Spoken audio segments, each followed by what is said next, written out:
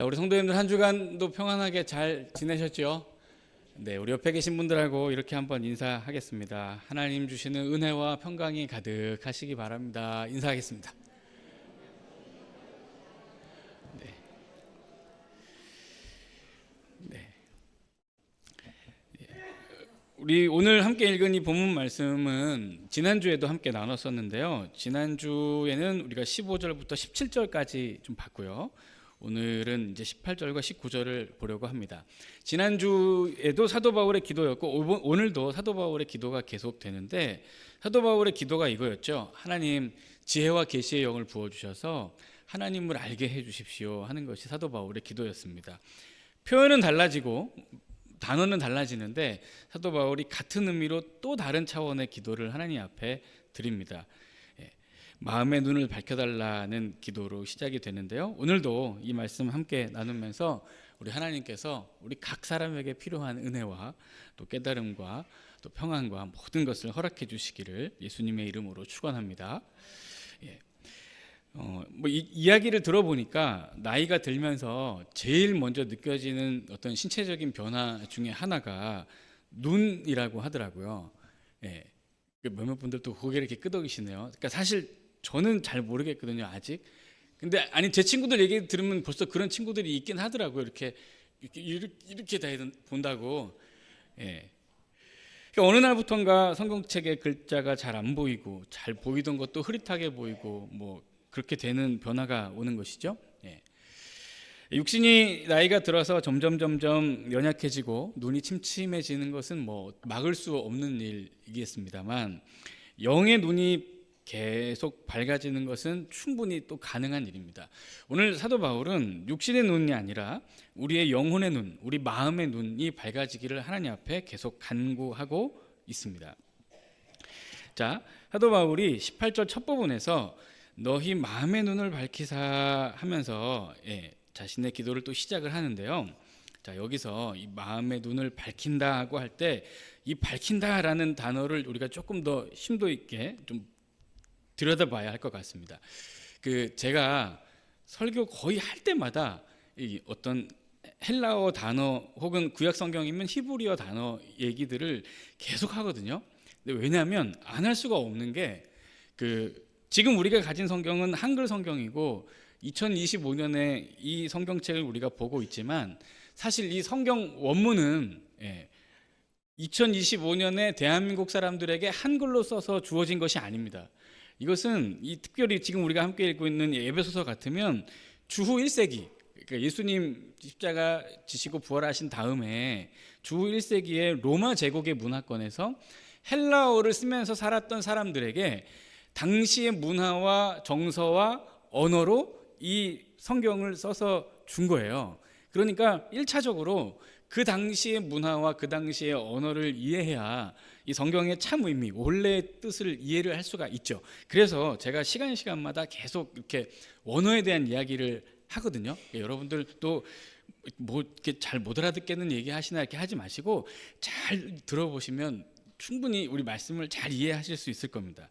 자, 여기 이제 너희의 마음의 눈을 밝히사 할 때 이 밝히다라는 단어가 페포티스메노스라는 단어인데, 이 단어가 어떻게 기록이 되어 있냐면, 그러니까 한글이 아니고 헬라어니까 이게 이제 수동태 완료형 이렇게 기록이 되어 있습니다. 그냥 헬라어 문법이 그래요. 설명을 하면 수동태는 스스로 하는 게 아니고 누군가 그리고 어떤 힘에 의해서 이렇게 된 것을 의미합니다. 그러니까 보는 것은 내가 하는 것이고 보여지는 것은 이제 수동적으로 하게 되는 거죠. 그런 의미에서 이게 지금 수동태로 기록이 됐다는 거예요. 그리고 또 하나 완료형으로 기록됐다 그랬죠. 이게 이제 한글에는 없는 문법이라 좀 생소한데, 이 헬라어 단어가 완료형이라는 형태로 쓰이면 어떤 뜻을 갖고 있냐면, 과거에 어떤 한 존재에게 어떤 일이 일어났어요. 근데 그 일이 과거에 한번 일어나고 끝난 것이 아니고 지금까지 계속 되고 있는 것을 말합니다. 그러니까 완료됐지만 그때로 끝난 게 아니고 완료된 상태로 지금까지 계속 그 상태가 지속되고 있는 것을 의미하는 거예요. 그러면은 지금 사도 바울이 너희 마음의 눈을 밝히사라고 할 때 이 단어가 수동태 완료형으로 기록되었다고 했잖아요. 그러면 무슨 뜻이냐면 하나님이 여러분들의 눈을 이미 밝혀 주셨습니다. 그렇죠? 그러니까 내가 스스로 밝힌 게 아니고 하나님이 우리의 마음의 눈을 밝게 하신 거예요. 수동태니까 이미 밝히셨어요. 밝히셨는데 완료형이니까 예전에 밝히셨는데 그 밝혀진 상태로 지금까지 계속 되고 있는 겁니다. 그러니까 사도 바울이 너희 마음의 눈을 밝히사라고 기도하는 것은 하나님 예전에 우리 성도님들의 마음의 눈을 밝게 하셨는데 그 마음의 눈이 밝아진 상태가 계속 되게 해주세요. 마음의 눈이 어두워지는 일이 없도록 계속 밝아진 상태를 유지할 수 있게 그렇게 은혜를 베풀어 주십시오 하고 사도 바울이 기도하고 있는 겁니다. 무슨 말인지 아시겠죠? 예. 그러면 이 기도를 왜 하냐면 마음의 눈이 계속 밝아져야 제대로 하나님을 알 수 있기 때문에 그렇습니다. 지난주 우리가 말씀을 나눌 때에는 그냥 하나님을 아는 것, 마치 부부가 서로를 알듯이 깊이 이렇게 오랜 세월 숙성된 경험의 체험에 의한 그런 지식에 대한 이야기를 했는데 오늘 본문에서 이야기하는 차원의 하나님을 아는 것은 굉장히 구체적이고 또 현실적인 것들입니다.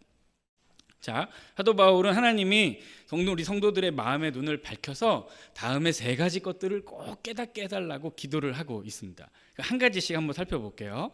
자, 18절에 이제 너희 마음의 눈을 밝히사. 자, 그 다음 처음 나오는 게 뭐냐면 그의 부르심의 소망이 무엇이며, 그러니까 하나님의 부르심의 소망에 대해서 깨달을 수 있도록 마음의 눈을 밝혀달라는 것입니다. 사도 바울이. 자, 이 말을 조금 더 우리가 잘 이해할 수 있기 위해서 말씀을 볼게요.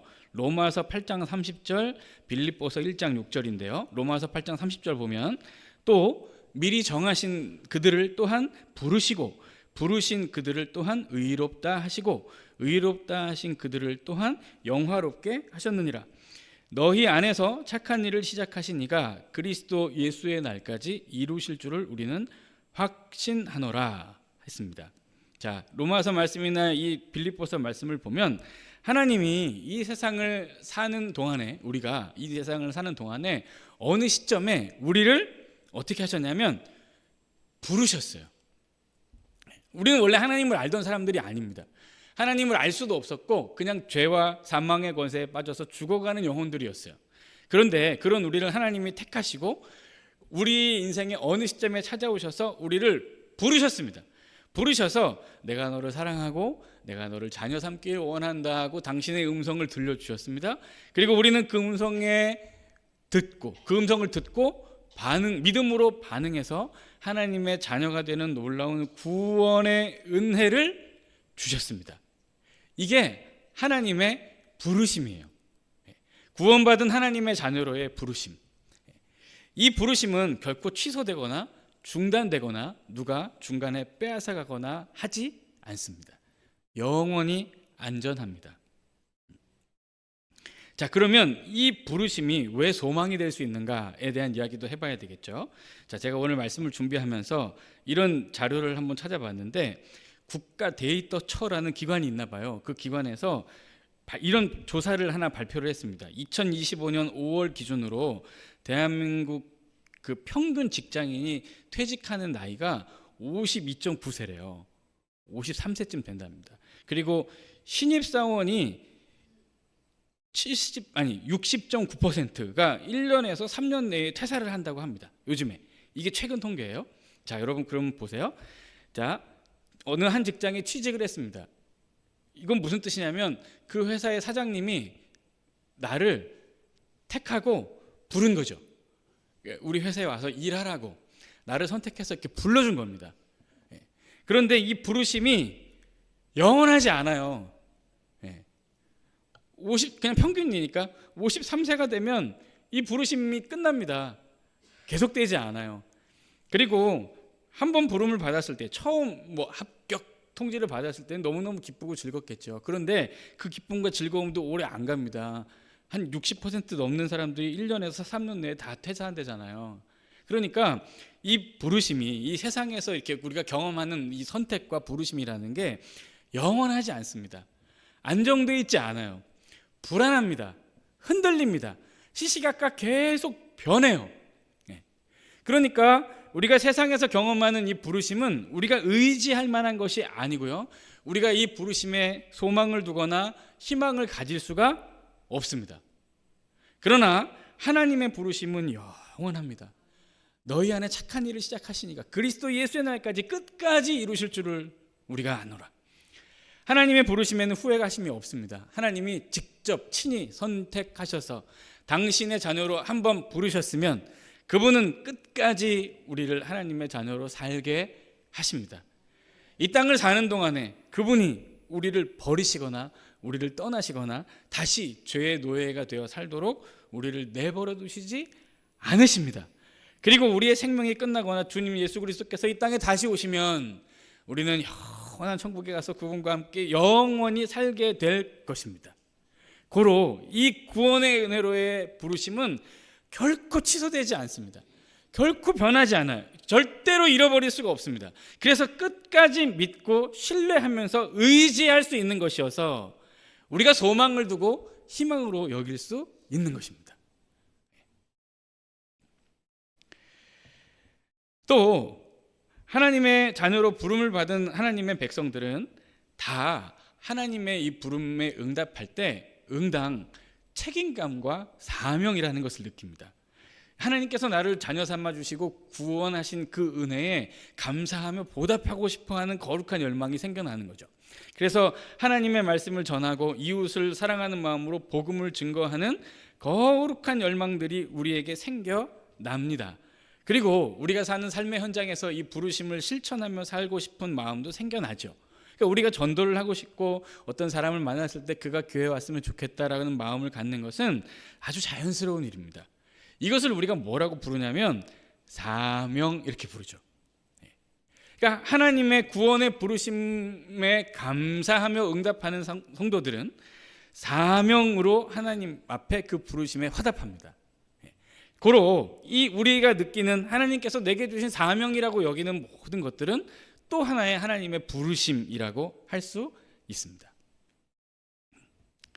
예전에 제가 사역하던 교회 한 권사님의 가정을 신방하면서 이런 대화를 나눈 적이 있어요. 비단 이 권사님만의 얘기가 아닙니다. 아마 여기 계신 분들 중에도 그런 분들이 충분히 계시리라고 생각하고요. 사실 이런 얘기를 저도 많이 나눴습니다. 어떤 얘기냐면 이 권사님은 기도의 용사입니다. 그러니까 그 교회에서 기도하기로 소문난 분 하면 이분이에요. 근데 마음이 아프고 좀 안타까운 게 뭐냐면 너무너무 안타깝게도 이분의 남편이 교회에 가는 것을 극심하게 싫어합니다. 그래서 뭐 공예배야 그냥 오지만 그 외에 다르게 시간을 내서 교회에 뭐 헌신을 한다던가 헌금을 많이 드린다던가 봉사를 한다던가 다른 섬김들을 감당하거나 하는 일들을 전혀 못하고 사는 분이에요. 그게 이제 목사가 가서 신방을 하니까 이 권사님이 저한테 그런 얘기를 하는 겁니다. 목사님 죄송합니다. 제가 하나님 앞에 얼굴을 못 드리겠습니다. 나중에 하나님 만나면 꼬지라 마실 것 같아서 민망합니다. 막 이런 얘기를 하시는 거예요. 왜 그런 얘기를 하시는고 하니 말씀드렸던 대로 이분의 사정이 그러하니 생전에 뭐 봉사 한번 뭐 섬김 한번 제대로 감당을 못했던 거죠.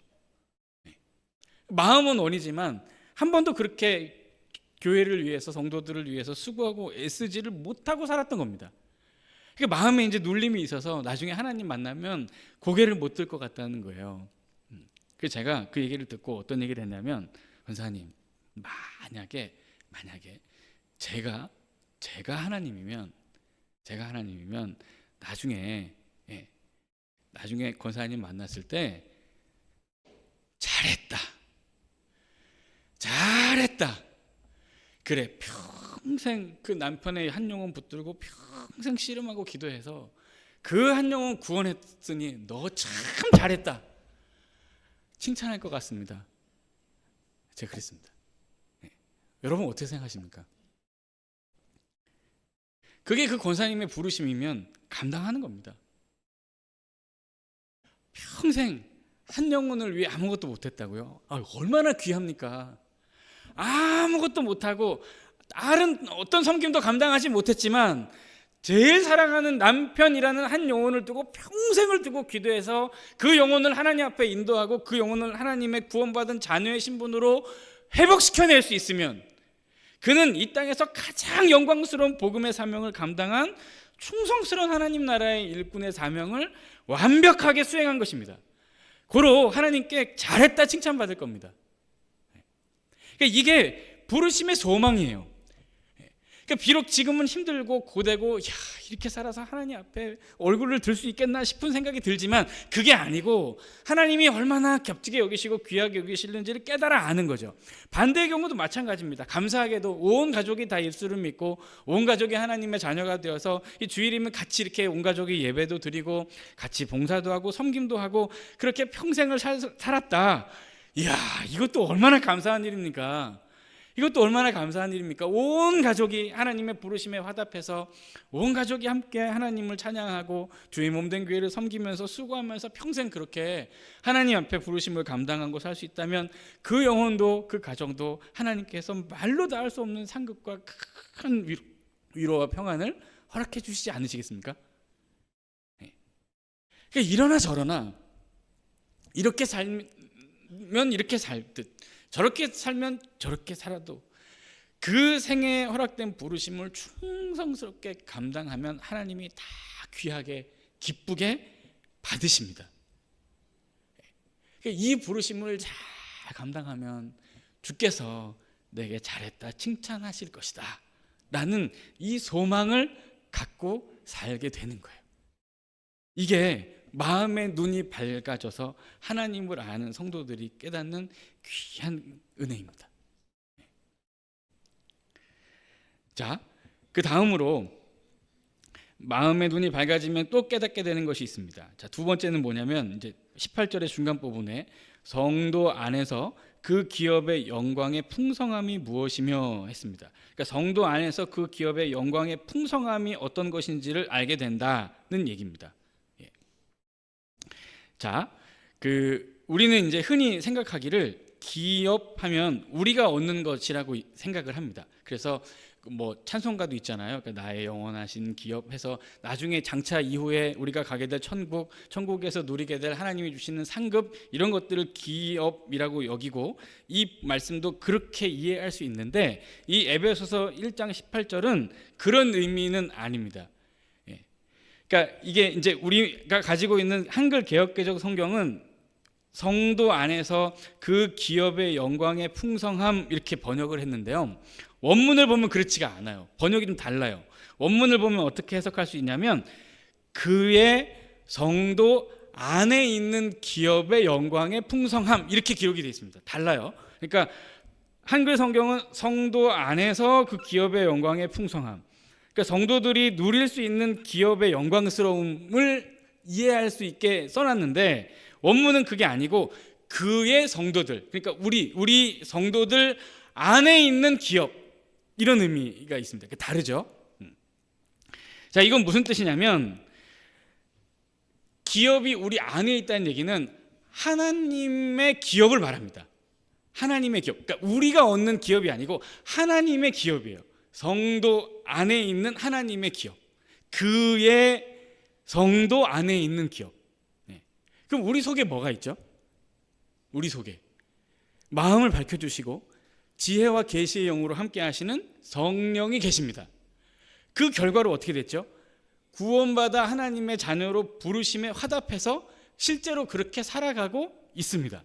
고로 우리 안에는 성령이 주시는 깨달음과 성령이 주시는 은혜로 인한 구원의 확신과 구원하시고 부르시고 사명을 주신 하나님에 대한 감사와 찬양이 있습니다. 그 믿음을 가진 우리 성도를 하나님이 당신의 기업, 다른 말로 하면 하나님이 당신의 유산, 당신의 전 재산으로 여기신다는 겁니다. 누구를요? 구원받아 하나님의 자녀라고 믿음의 고백을 드리는 우리 성도 한 사람 한 사람 그 자체를. 그러니까 이 말은 무슨 뜻이냐면 마음의 눈이 밝아지면 성령께서 마음의 눈을 밝혀주시면 하나님이 가장 귀하게 여기시는 우리가 어떤 존재인지를 깨닫게 된다. 하나님의 자녀가 되었다고 감사하며 찬양하는 우리 한 사람 한 사람을 하나님께서 얼마나 사랑하시고 얼마나 귀히 여기시고 얼마나 값지게 여기시는지 우리를 향한 하나님의 마음을 잘 헤아리고 알 수 있다, 이런 뜻입니다. 하나님이 우리를 당신의 전 재산으로 여기십니다. 하나님이 우리를 당신의 유산으로 여기세요. 이 세상을 다 줘도 바꾸지 않을 가장 소중하고 가장 존귀한 존재로 당신의 은혜로 구원하신 하나님의 사람들을 택하십니다. 그래서 사랑하는 성도 여러분, 여러분 한 분 한 분이 우리 하나님의 전 재산이에요. 실제로 그렇잖아요. 우리의 한 영혼의 구원을 위해 당신의 아들의 생명을 내놓으셨으니까 그보다 더 귀하게 여기시는 것이 어디 있습니까? 그러니까 우리가 얼마나 하나님의 큰 은혜와 사랑을 받은 존재인지 모르겠습니다. 자, 여기서 우리가 이런 깨달음도 얻을 수 있을 것 같아요. 여러분 명절이나 어버이날 이렇게 특별한 날에는 가족들이 이렇게 다 모이잖아요. 그래서 여러분들 자녀들 다 모이고 그 자녀들이 낳은 손주들도 이렇게 다 모이죠. 이렇게 한 명 한 명 만나는 것도 좋고 한 명 한 명씩 보는 것도 좋지만 이런 특별한 날 다 모여서 다 얼굴 보면 더 좋으시죠. 그렇죠? 물론 뭐 가면 더 좋다 하시는 분들도 계시던데 뭐 가면 더 좋은 건 둘째 문제고 어쨌든 한 번에 모든 자녀들 손주들을 다 만나서 얼굴을 다 볼 수 있으면 한 명 한 명 만나는 것보다 좋잖아요. 한 번에 다 볼 수 있으니까. 그렇죠? 그러면 그 명절에 모든 식구들, 모든 자녀들, 모든 손주들을 다 볼 때 내 마음이 얼마나 기쁘고 즐겁냐면 너무너무 기쁘고 즐겁죠. 이거 어떻게 말로 표현을 못 하겠죠? 그때에 내가 느끼는 그 마음이 우리 하나님께서 우리 교회를 향한 마음입니다. 자, 여러분 오늘 주일입니다. 오늘 주일엔 뭐 하죠? 하나님 앞에 와서 예배 드립니다. 우리 한남교회에 속한 모든 성도들 다 여기 다 와서 예배 드립니다. 여기 그러니까 하나님이 한 분 한 분, 한 명 한 명 만나도 좋은데 이 주일날 다 모였잖아요. 여기 교회 이렇게 다 얼마나 좋아하시겠습니까? 우리 하나님이 이 예배 자리에 임재하고 계신 우리 하나님이 지금 우리가 이 앉아서 하나님께 찬양을 드리고 기도를 드리고 당신의 말씀에 귀를 기울이고 있는 이 광경을 우리 하나님이 얼마나 기뻐하시고 좋아하시는지 모릅니다. 제가 에베소서 설교를 처음 시작하면서 1장 23절, 그렇죠? 교회는 그의 몸이니 만물 안에서 만물을 충만하게 하시는 이의 충만함이라 했습니다. 만물 안에서 만물을 충만하게 하시는 하나님의 모든 뜻과 계획과 섭리와 그분의 마음과 애정이 다 어디에 녹아 있다고요? 교회에 녹아 있다고 했습니다. 그런 곳이 교회라고 했어요. 그러니까 지금 사도 바울이 표현을 달리하시면 똑같은 의미로 말하고 있는 거예요. 여기에는 우리 교회에는 하나님의 전 재산인 모든 한 명 한 명 여기 지금 다 모여 있습니다. 그러니까 하나님이 아들의 생명을 주고 아낌없이 바꿔서 생명으로 구원하신 하나님의 존귀한 그분의 기업이며 유산이며 전 재산인 우리 한 사람 한 사람이 지금 이 교회 여기에 다 모여 있다고요. 그러니까 하나님이 이 자리에 안 오실 리가 없죠. 그리고 우리의 예배와 우리의 찬양을 하나님이 기쁘게 받지 않으실 이유가 하나도 없습니다. 그리고 이곳에 모인 우리에게 한없는 은혜를 주시고 평안을 주시고 능력을 주시고 모든 신령한 것을 왜 다 주시지 않으시겠습니까? 그래 교회가 그렇게 아름답고 영광스러운 곳입니다. 그러므로 사랑하는 성도 여러분, 이 교회에는 하나님의 모든 마음이 다 들어 있습니다. 이 교회야말로 하나님의 전 재산 중에 전 재산이고 우리 성도 한 사람 한 사람이야말로 하나님의 기업 중에 기업입니다. 그래서 우리가 한 교회 공동체끼리 서로 사랑해야 하는 것입니다. 그래서 서로 귀하게 여겨야 하는 것이고요. 그래서 서로 친절하게 대하고 어떻게든 잘해주려고 애써야 하는 것입니다. 하나님이 그렇게 하시거든요. 어떻게든지 잘해주려고, 어떻게든지 좋은 것을 주려고, 어떻게든 다 주려고. 우리도 그런 마음으로 서로를 바라볼 수 있어야겠죠. 그런 의미에서 우리 옆에 계신 분하고 이렇게 한번 인사하겠습니다. 그냥 말이라도 이렇게 인사할게요. 제가 다 드리겠습니다. 인사하겠습니다. 네, 감사합니다. 네. 네. 이게 하나님 마음입니다. 네. 이게 그 성도 안에서 그 기업의 영광의 풍성함이 무엇인지를 아는 거예요. 하나님이 얼마나 우리 한 사람 한 사람을, 그리고 우리 한 사람 한 사람이 모여있는 이 교회를 사랑하시는지 주님의 마음을 아는 것입니다. 자, 그 다음에 세 번째 19절인데요. 그의 힘의 위력으로 역사하심을 따라 믿는 우리에게 베푸신 능력의 지극히 크심이 어떠한 것을 너희로 알게 하시기를 구하노라 했습니다. 말이 좀 길죠. 그의 힘의 위력으로 역사하심을 따라 믿는 우리에게 베푸신 능력의 지극히 크심이 어떠한지를 알기를 원한다고 했는데, 자, 이 에베소서 1장 19절은 사도 바울의 모든 서신서를 통틀어서 가장 역동적이고 힘이 넘치는 구절입니다. 자, 여기 이 19절에 힘 혹은 능력을 의미하는 단어가 서로 다른 표현으로 네 가지나 쓰여 있어요. 보시면 19절 처음에 그의 힘, 그 다음 뭐라고 써 있죠? 위력. 그 다음 뭐라고 써 있냐면 역사하심. 이것도 힘을 쓰는 겁니다. 그 다음에 우리에게 베푸신 능력. 그러니까 능력, 힘 이런 의미를 서로 다른 단어로 네 가지로 표현을 하고 있어요. 그러니까 하나님이 이렇게 큰 능력이 있는 분이라고 지금 사도 바울이 이야기를 하는 겁니다. 자, 우리말 능력이라고 번역된 이 단어는 어떤 뜻이냐면 이렇게 그 다이너마이트처럼 팍 터지는 이 폭발력을 의미합니다. 자, 그리고 우리말 역사하심이라고 번역된 이 단어는 어떤 존재가 이렇게 움직이는 운동력을 말합니다. 생명력. 좀 다르죠. 또 우리말 힘이라고 번역된 이 단어는 이 세상을 다스리는, 실효적으로 이 세상을 통치하는 통치권, 권세 이런 것을 의미하는 단어예요. 자, 그 다음에 위력이라고 가지고 있는 번역된 이 단어는 어떤 뜻이냐면 어떤 존재 안에 태생적으로 본질적으로 내재되어 있는 힘과 에너지를 뜻합니다. 그러니까 같은 의미인데, 비슷한 의미인데 서로 다른 단어가 네 번이나 쓰이면서 하나님의 능력과 힘을 강조하고 있습니다. 그러면 하나님이 이 다이너마이트처럼 막 폭발하는 힘, 그리고 어떤 존재를 실제로 움직이는 어떤 이런 운동력, 그리고 이 세상을 다스리고 움직이는 어떤 권세와 통치, 그 다음에 이 본질적으로 이 세상과 성도들 안에 내재되어 있는 이 모든 힘을 어디에다 쓰셨냐면, 오늘 본문은 아닌데 20절을 보면 그의 능력이 그리스도 안에서 역사하사, 똑같은 단어예요. 아까 역사하사,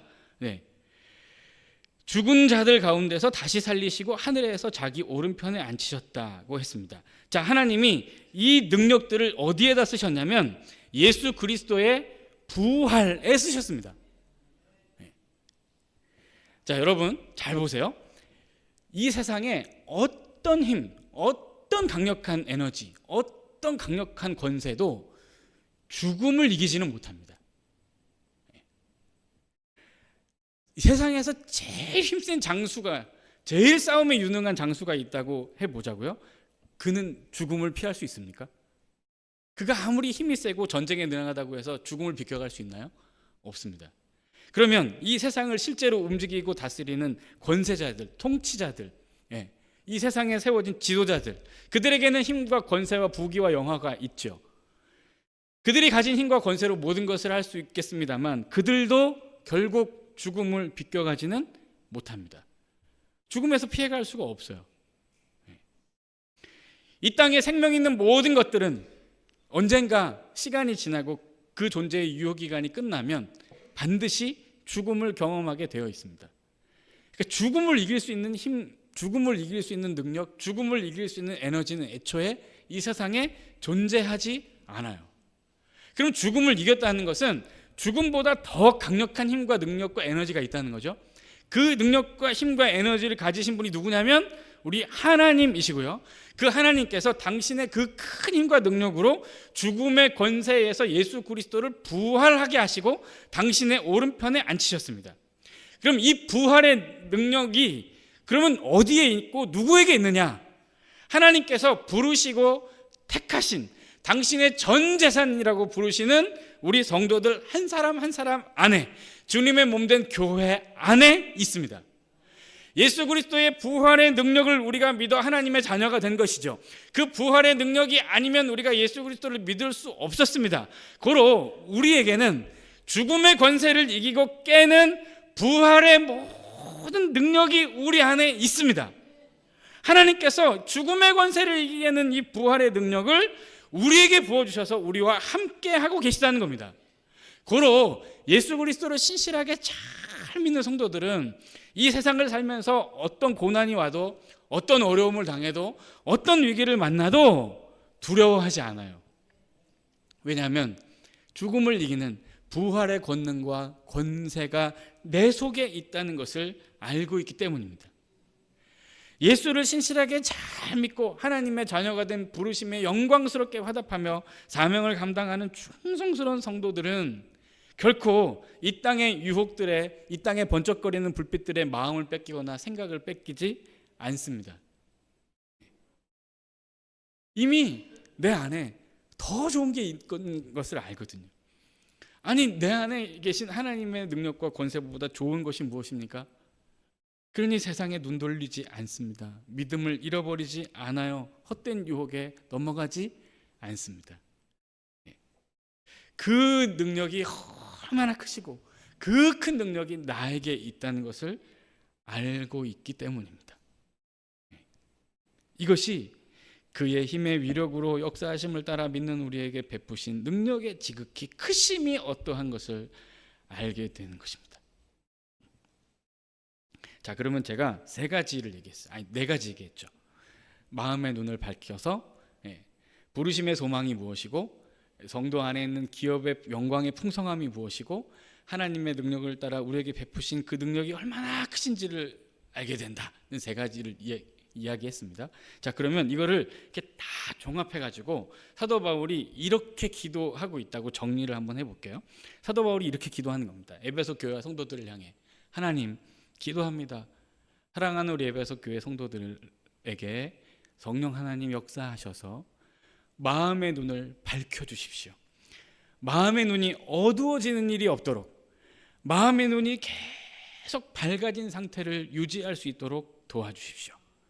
그래서 구원받아 하나님의 자녀가 된 것에 대한 감사가 끊이지 않게 하시고, 사명을 충성스럽게 감당하는 소망 있는 인생들이 되게 해 주옵소서. 또 하나님이 나를, 그리고 내가 섬기는 우리 교회를 전 재산으로 여기실 만큼 나를 사랑하신다는 것도 꼭 깨닫고 이해하고 헤아리며 살게 도와주십시오. 또 부활의 능력과 권세가, 이 세상의 어떤 힘과 능력도 비교할 수 없는 하나님의 그 크신 은혜와 능력이 내 안에 있다라는 사실을 꼭 깨닫고, 이 땅을 사는 동안 끝까지 믿음을 잘 지키고 하나님 앞에 이후에 잘했다 칭찬받는 인생으로 설 수 있도록 하나님, 우리 성도들에게 성령으로 역사하셔서 마음의 눈을 밝히 빛나게 해 주시옵소서. 이야, 너무너무 멋집니다. 어쩜 이렇게 기도할 수 있는지 모르겠습니다.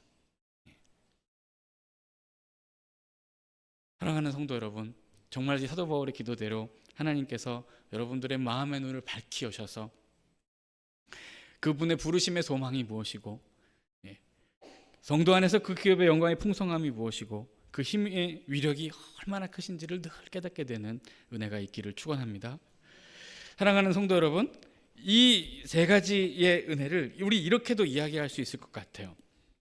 자, 지난 날들을 생각해 보면 하나님의 부르심을 따라 걸어왔습니다. 인생의 어느 순간 우리를 택하셔서 하나님의 자녀가 되어 지금까지 살아가고 있고, 지금도 내게 허락된 삶의 현장을 하나님께서 보내신 사명의 현장으로 여기고 살아가고 있습니다. 앞을 한번 내다볼까요? 앞을. 세상과는 비교할 수 없는 영광스러운 천국과 하늘의 상급이 나를 기다리고 있다는 것을 우리는 영의 눈으로 밝히 보고 있습니다. 그리고 하나님이 어떤 것보다도 나를 사랑하신다는 사실을 깨닫고 믿음 가운데 확신으로 살아가고 있습니다. 그리고 지금 내 속에 있는 걸 한번 보세요. 지금 뭐가 있죠? 부활의 능력과 예수 그리스도의 권세가 지금 나에게 있습니다. 고로 이 눈을 밝혀달라는 사도 바울의 이 기도는 우리의 삶의 과거와 현재와 미래를 다 일컫는 가장 아름다운 기도라고 말할 수 있을 것 같습니다. 사랑하는 성도 여러분, 하나님을 아는 것이 이렇게 좋은 일입니다. 우리 하나님이 이렇게 좋은 분입니다. 하나님, 우리의 마음의 눈을 밝혀 여셔서 지혜와 계시의 영을 주셔서 하나님을 알게 해 주십시오. 우리 드리지 않을 수 없는 기도입니다. 사랑하는 성도 여러분, 하나님 앞에 이렇게 계속 기도하면서 이 기도가 응답되어서 날이 갈수록 더 깊이 하나님을 알고 더 깊이 하나님을 사랑하고 더 하나님과 친밀하게 교제하는 깊은 삶을 사는 저 여러분들의 삶과 믿음 되시기를 예수님의 이름으로 축원합니다. 우리 찬양하겠습니다. 우리 십자가의 전달자, 우리 말씀 기억하면서 한번 찬양하겠습니다.